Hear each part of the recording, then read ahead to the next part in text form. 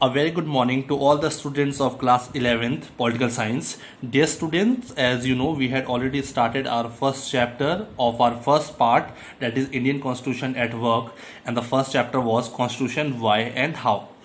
And in the first part, which I gave you yesterday, I had already told you about the introductory part of both the parts of your syllabus, and especially I told you the introduction of the book Indian Constitution at Work.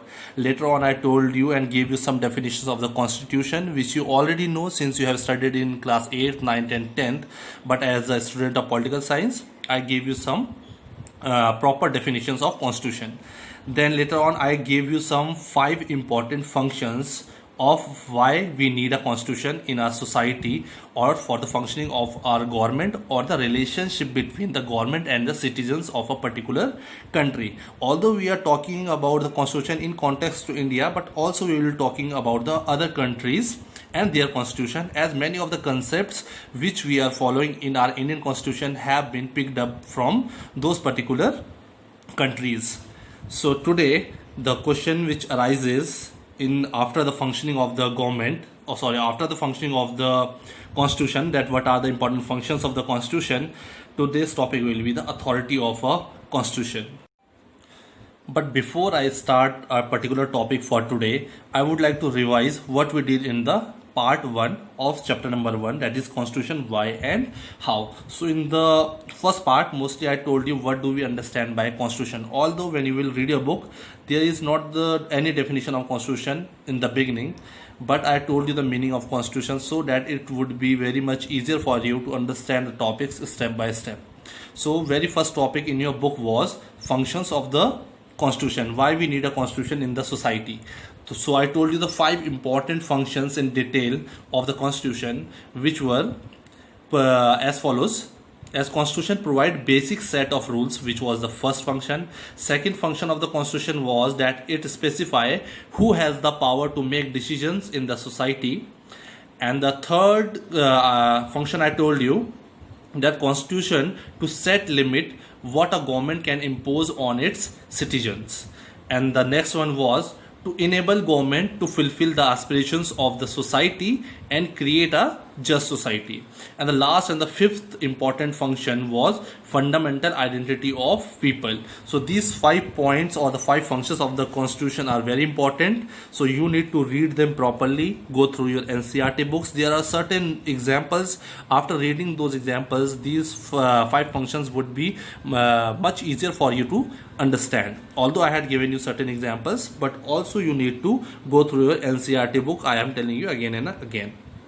Okay, so today we are starting this particular topic, the authority of a constitution. So first of all, before I start any topic, I would like to give you the meaning of those particular words. You should also have the habit of looking into the dictionary whenever you are confused about some particular words. If you are understood about the meaning of a particular word, the topic will automatically be very much clear to you.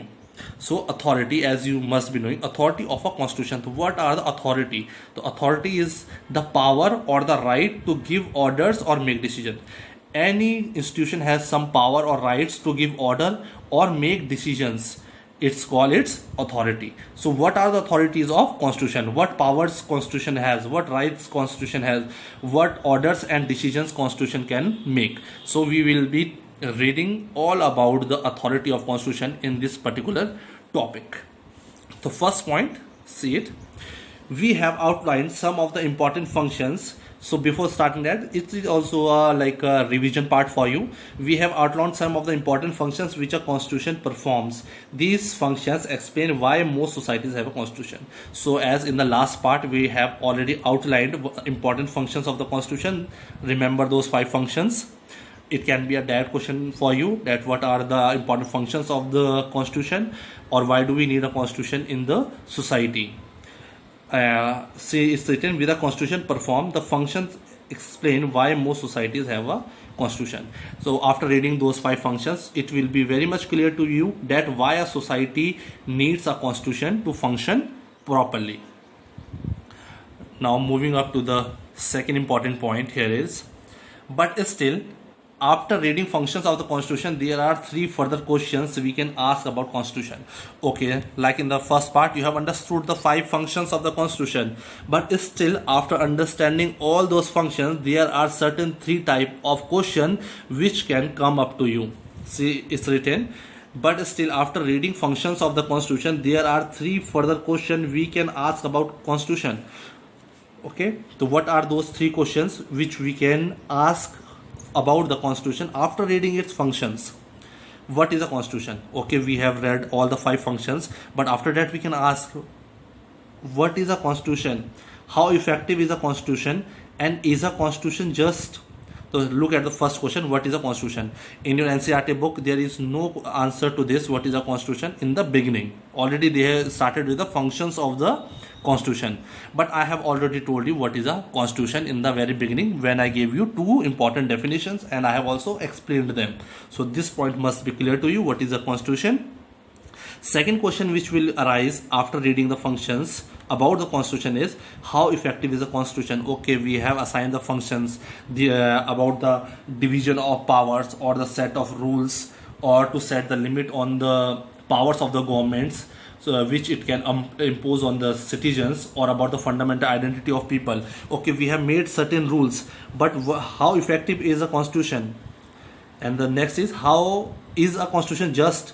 Meaning of justice, when something is morally and ethically sound or fair, or justice, when there is justice, equality, and something is morally correct, it is called just. So is the constitution providing equality and just behavior to each and every citizen of our country, irrespective of their caste, religion, or we can say gender, profession, place of birth, or geographical areas? Is it so? So these are the three questions which are coming after reading the functions of the constitution. Okay, and in this further video we shall read and understand and find the answers to all the three questions in relation to the constitution.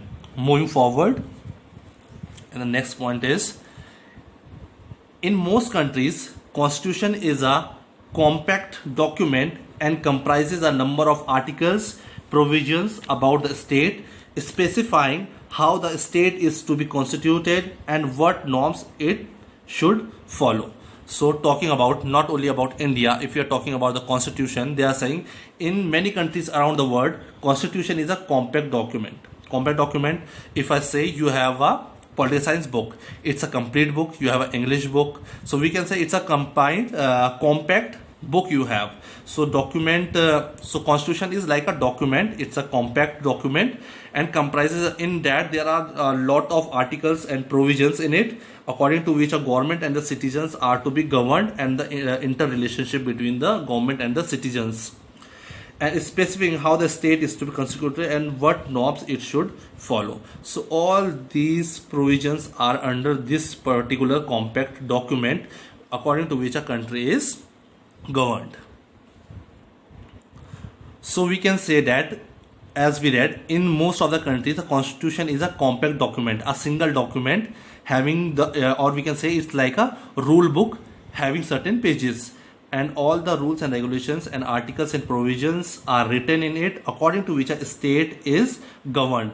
It specifies how the state is going to be constituted and governed according to the rules and norms of the constitution. But there are certain other countries also, like United Kingdom, for instance, do not have one single document. This country, United Kingdom, and the many other countries also, they do not have they have a constitution, but that constitution is not a single document, but it is like a series of documents. There are many documents, or different documents are having different norms and provisions for the different agencies and organizations, that can be called as a constitution. So we can say a single compact document can also be called a document, and a single document that can be called a, so it's written here. But some countries, the United Kingdom for instance, do not have, if they do not have one single document, they can have a series of documents, but it will all together collectively, it will also be called as a constitution, because it will also function according to the norms and provisions which are put forward in the constitution for the functioning of the government and the citizens in that particular series of documents. So we can say it can be a compact document or it can be a series of documents. Like it's written here, rather than they have a series of documents and decisions that collectively are referred to as the constitution. So in some countries there are series of documents, not a single. In our country like India, we have a compact document which is called a constitution. It's a rule book. But in countries like United Kingdom, there is a series of documents and collectively they can also be referred to as a constitution. Moving forward.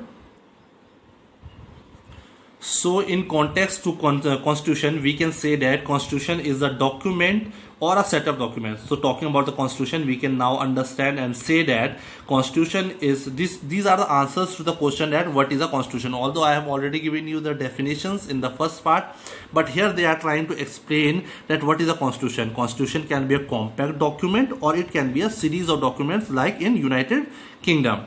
So after reading both the type of documents or the constitution, compact document and series of documents, we can say that constitution is a document or set of documents. Here like India, it's a document or a set of documents or a series of documents that seeks to perform, but they have the objectives are same. They seek to perform the functions that are mentioned that we mentioned earlier. What were the functions we had mentioned earlier? Those 5 important functions of the constitution for particularly like India, and in other countries there can be a lot of differences in it. But many constitutions around the world exist only on paper. So if we talk about the constitution around the world, there are formation of constitution all around the world, but some constitutions are successful and in some countries it's a failure or they are not functioning properly. That's why it's written, but many constitutions around the world exist only on paper. They have made a constitution but it's only like a document, and if we talk about the practically they are not functioning as they should be functioning. All the norms and values and objectives, or we can say the provision articles which have been written down in the constitution of certain countries, they are no more functional. They are not functioning according to the constitution. So we can say all the countries are not successful in running their constitution. So after understanding this regarding the constitution and different structure of constitution in different countries, so the crucial question is, now the important question which arises is, how effective is a constitution? What makes it effective? So how effective a constitution can be? We have understood what is a constitution. It is a set of rules which according to which a state or a government has to govern itself, or also they have to make a relationship between the government and the citizen. Okay, so how effective is a constitution? What makes it effective? What are the things and the factors which can make a constitution effective in a country? Because as we read here, many countries have written sort of provisions and rules and regulations on paper as a constitution, but they are not functioning as it should function. So what makes it effective? What ensures that it has a real impact on the life of people? It should have a practicality, that it should have a positive impact on the lives of the people. It should be a living document which changes its articles and provisions with the change in time and change in situations, so that it can give a good lifestyle to the people of a particular country according to their constitution.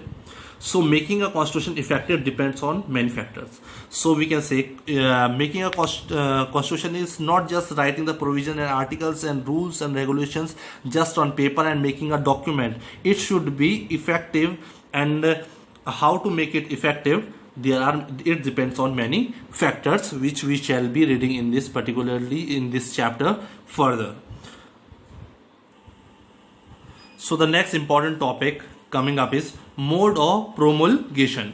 So before I move forward to the topic, I like to give the meaning of the particular words of the main topic. So here the meaning of the promulgation is to announce something publicly, especially new ideas, beliefs or laws. So anything which we announce publicly, we make it public in front of many people, for many people. It can be any new idea coming up, any new beliefs or any particular laws. So this is just the meaning of promulgation. So mode of promulgation, or we can also do spread idea or beliefs among a lot of people. A spreading of new ideas, laws or beliefs among lot of people is also called promulgation. So in this particular topic, promulgation is in terms of constitution. Okay, we are talking about constitution, how the idea of constitution was spread, how it came into being. So we are talking about here constitution. So this particular word, mode of promulgation, in context to this particular topic of constitution, here we can say, here in constitution, this refers to how idea of constitution came into being, who crafted the constitution, and how much authority did they have. So the simple question is here, how this word particular constitution or the meaning of constitution and the idea of constitution came into being. Who thought about the constitution, that after the independence we are going to frame our own constitution, we are going to craft the constitution, and India having so much of diversity, what will be the idea and what will be the structure of the constitution. There will be a constituent assembly, there will be members from all the societies, so that there will be representation of each and every sect of the society.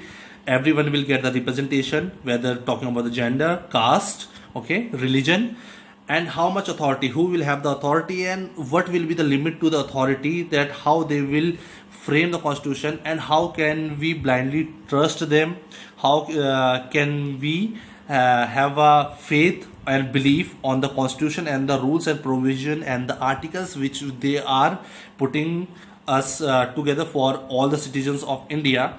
So these were the questions which came under promulgation. That here this refers to how idea of constitution came into being, who drafted the constitution, and how much authority did they have, because they could not be they did not have the monopoly or all the powers in their hand to make whatever rules they felt like. There were a lot of we can say objections and opinion regarding each and every rule and regulations and the articles and provisions put in the constitution. It was not as easy as we think it today. If we go back to our history, we will try and we will understand how difficult it would have been for a country like India, having so much of a diversity, as you know. Talking of the religion, we can talk about the caste, you can talk about the gender based inequalities, or you can talk about the different professions, different geographical regions. So there was a different clothing habits, different food habits, different languages. So there was so much of diversity in India, and it was very difficult to frame a constitution where a single constitution where all the citizens of India were satisfied, their needs, demands, desires, wishes, all were fulfilled. And that is the reason today we all are living together with unity and also growing and developing together, cooperating each other. So this is all possible because of our constitution. So they were really the intellectual people who all had framed this constitution for us, and we are lucky that we have this freedom today. And that is the reason we don't understand the real meaning of freedom, equality, right to expression, okay, all the fundamental rights we have, because we have not got them with our own efforts. We have got them as a gift from our forefathers. So the framers of the constitution were far-sighted, and they were so far-sighted and they were so intellectual, they were so intelligent and clever, that even today the constitution basic structure prevails. Although there are some changes with changes in time, and those changes are called amendments, and those amendments are also not simple. There is a proper procedure to have amendment or change in the constitution structures or any provision or articles if there is a demand of a change from a huge people of society. So we will read about these procedures and amendments in the further in this particular book, but now you need to understand the meaning of promulgation. This is how this idea came up for the first time, that we are going to have the constitution, and who drafted the constitution, which were the team, how they got together and they formed a constituent assembly, and what authority they had, what limits and powers they had.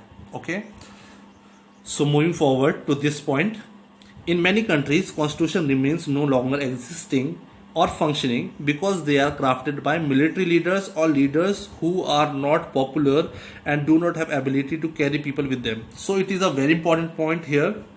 In many countries other than India, there have been constitutions, but those constitutions are no longer existing. They are not popular. They are not functioning as they would have functioned, and the only reason was they were crafted or drafted by the military leaders or the leaders who were not popular. Military leaders, and these leaders were not popular. People did not like them. They did not follow them.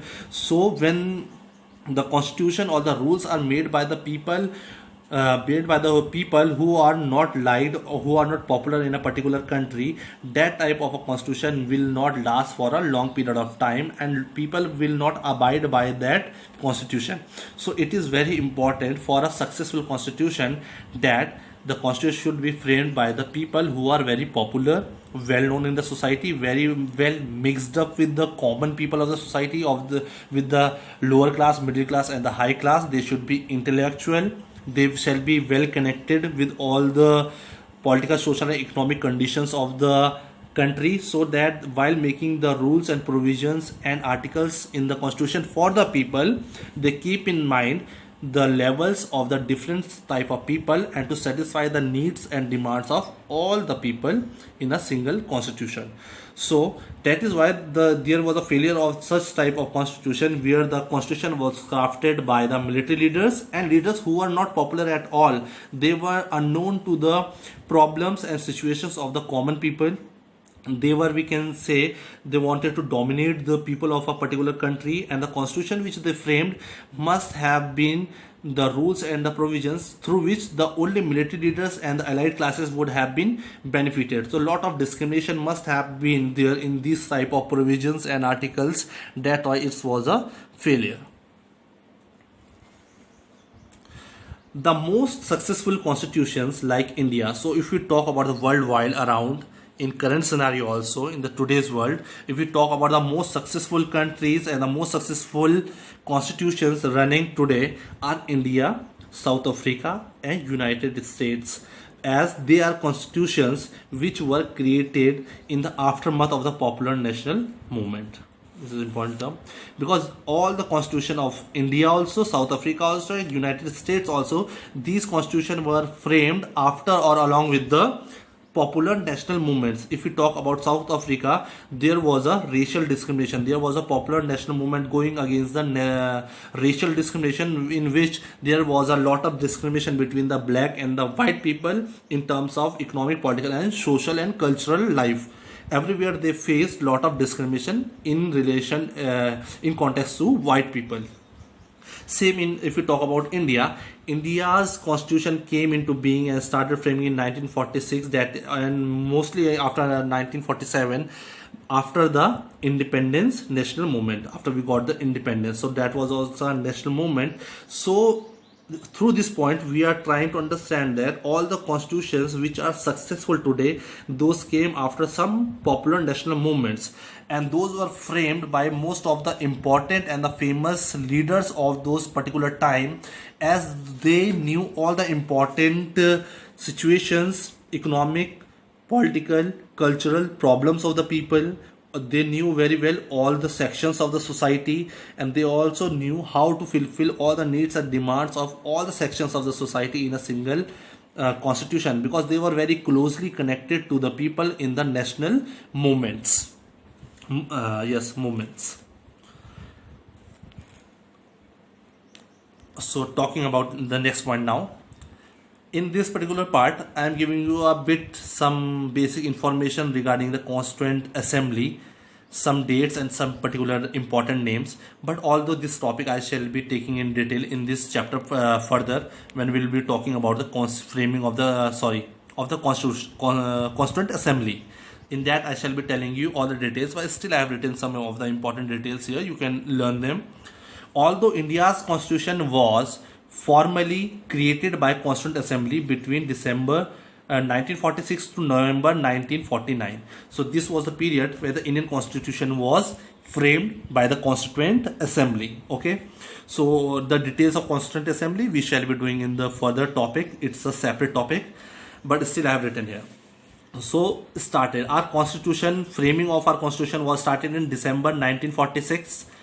It was drawn and completed in November 1949, but due to some circumstances it was not implemented and enforced in November 1949. It came into enforce and implementation implemented on 26 January 1950. So implementation of the Constitution of India was on 26 January 1950, although it was completed in November 1949.